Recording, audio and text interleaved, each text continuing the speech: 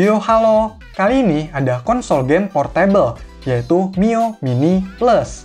Ya, jadi ini tuh tipe lanjutan dari yang sebelumnya pernah dibahas, yaitu Mio Mini tanpa plus.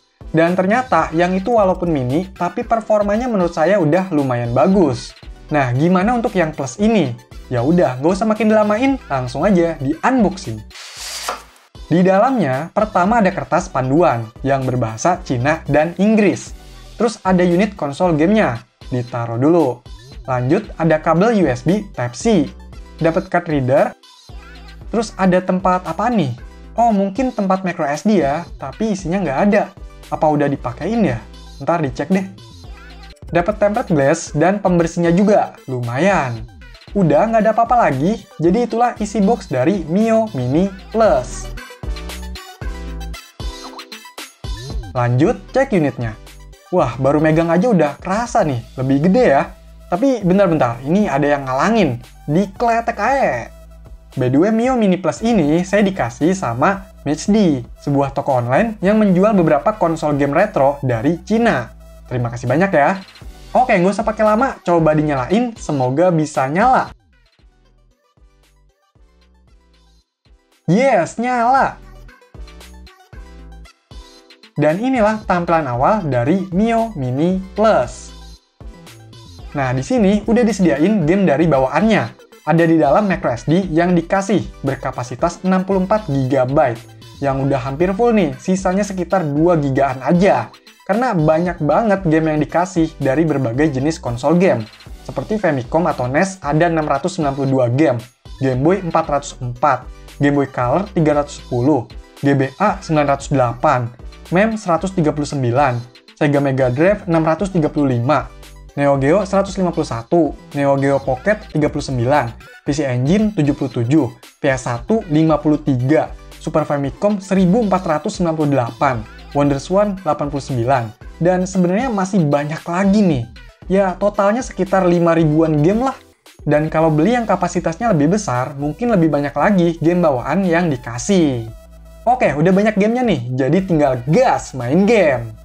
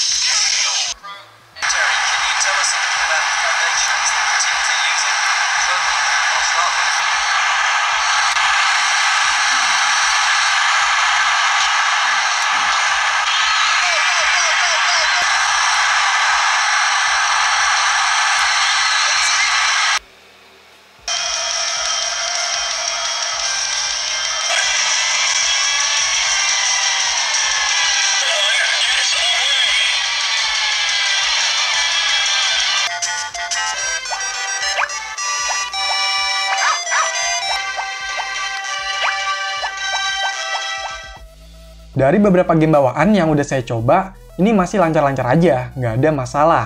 Performanya itu saya rasa masih sama kayak Mio Mini tipe sebelumnya. Bahkan fitur-fiturnya juga sama, kita bisa masukin game ke favorit, cari gamenya, save download state progress game, ada file manager, pengaturan tema, Terus karena dia pakai RetroArch sebagai emulatornya, jadi masih banyak jenis game yang bisa dimainin. Tapi untuk PS1 ke bawah ya, kalau game PS2, GameCube, 3DS, atau bahkan PS3, ya itu mah udah nggak bisa. Dilihat dari tombolnya aja nggak memungkinkan, apalagi speknya. Nah, kalau misalnya dari game bawaan ini nggak ada game yang pengen kita mainin, masih bisa kok diganti atau ditambah dikit gamenya. Jadi tinggal colokin aja microSD yang dari bawaannya ke PC pakai card reader. Terus tinggal masukin aja file gamenya ke folder ROMs, lalu pilih folder sesuai jenis konsol gamenya. Contohnya nambahin game untuk PS1, berarti masukinnya ke folder PS. Kalau udah, pasang lagi microSD-nya, dan tekan tombol menu, lalu pilih refresh ROM. Udah deh, otomatis game yang ditambah tadi ada di list. Saran saya, semua isi dari microSD ini di backup dulu ya, copy paste aja ke penyimpanan yang ada di PC, biar enak kalau nanti ada apa-apa. Oh iya, untuk harganya, Mio Mini Plus ini 80 US dollar, atau sekitar 1,2 jutaan rupiah. Dan untuk link pembeliannya, cek di deskripsi ya, siapa tahu lagi ada promo, bisa lebih murah. Secara harga, berarti beda sekitar 100-200 ribuan, kalau sama Mio Mini V2 yang masih dijual di pasaran saat ini. Tapi kalau sama yang pertama kali saya bahas, itu bedanya sekitar 400 ribuan. Dengan catatan itu harga market Cina ya. Untuk spesifikasinya, ternyata setelah saya cek, itu masih ada beberapa kemiripan sama tipe sebelumnya. Dia masih pakai CPU Cortex A7 1,2 GHz, RAM-nya 128 MB DDR3, layarnya pakai resolusi 640x480 IPS, tapi ukurannya 3,5 inch, dan baterainya lebih besar, jadi 3000 mAh. Perbedaan yang memang signifikan ya dari ukuran layar, dan tentunya ukuran bodinya juga. Lebih panjang, lebar, tebal, dan berat. Di bagian depannya ini ada layar 3,5 inch, bawahnya ada tombol-tombol, yaitu D-pad, tombol menu, XYAB, select, start, dan lubang speaker. Di bagian sisi kanan kosong, sisi bawahnya ada lubang Type-C, slot microSD, dan lubang jack audio. Di sisi kirinya ada tombol pengatur volume, dan sisi atas ada lampu indikator sama tombol power. Untuk bagian belakangnya ada keterangan model Mio Mini Plus, bla bla bla. Tombol R1, R2, dan L1, L2, tempat baterai ini bisa dibuka. Bentuk baterainya kayak gini, dia masih pakai yang kabel gitu ya buat ngehubunginnya. Kalau secara desain ini masih mirip, apalagi ini saya dikasih yang warnanya sama, yaitu putih. Jadi bisa kelihatan kalau emang nggak begitu banyak perubahan. Secara bahan yang digunakan juga masih sama, plastik, berfinishing doff. Selain itu layout tombolnya masih sama, feel-nya juga masih mirip-mirip, tapi di bagian pengatur volume, yang plus udah jadi tombol. Dan untuk tombol R1, R2, L1, L2 ada beda dikit. Dia lebih melengkung dan agak misah. Dengan ukuran bodi yang lebih besar kayak gini, saya rasa bisa lebih nyaman dipakainya. Tapi segini udah nggak muat dikantongin ya, lebih nyesek.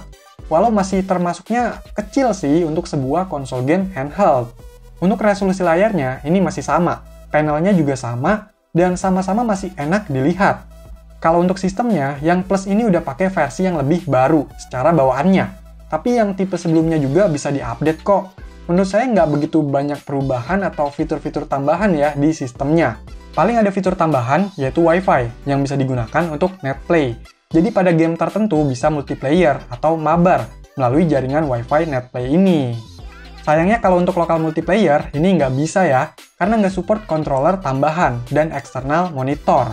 Selain itu, di kelengkapannya yang Plus memang lebih lengkap, ada tempered glass, tapi nggak dapat storage bag atau tempatnya itu loh. Kalau menurut saya, lebih baik dikasih storage bag aja, dibandingkan pakai box, kayak di tipe sebelumnya, soalnya itu lebih berguna kalau buat dibawa-bawa. Nah, kalau untuk baterainya memang lebih besar, yaitu 3000 mAh, sedangkan yang sebelumnya masih 2000 mAh. Tapi untuk pemakaian saya, masih dapat waktu main sekitar 6 jam. Terus gimana untuk custom firmware-nya? Apakah yang Plus ini udah ada? Kalau di Mio Mini tipe sebelumnya itu udah ada Onion OS yang populer. Nah, untuk yang Plus ini belum tersedia. Mungkin karena masih baru dijual ya, tapi nggak menutup kemungkinan nanti bisa ada. Secara keseluruhan, menurut saya Mio Mini Plus nggak begitu banyak perbedaan yang signifikan banget. Jadi layaknya Mio Mini tipe sebelumnya yang digedein. Apalagi kalau penggunaannya itu hanya sebagai konsol game retro handheld yang ringan. Ya masih oke sih, mungkin adanya Mio Mini Plus ini untuk menambah pilihan aja. dengan desain yang sama, sistem yang sama, performa yang masih sama, namun dengan ukuran yang lebih besar. Jadi buat yang suka dan emang niat mau beli Mio Mini, tapi terlalu kecil, nah yang plus ini jawabannya. Atau bisa juga nih, yang plus ini justru buat ngeganti tipe sebelumnya, yang nantinya nggak diproduksi lagi. Oke, jadi itulah konsol game retro portable, yaitu Mio Mini Plus. Silahkan dikomentarin, like, share, dan subscribe channel ini. Terima kasih.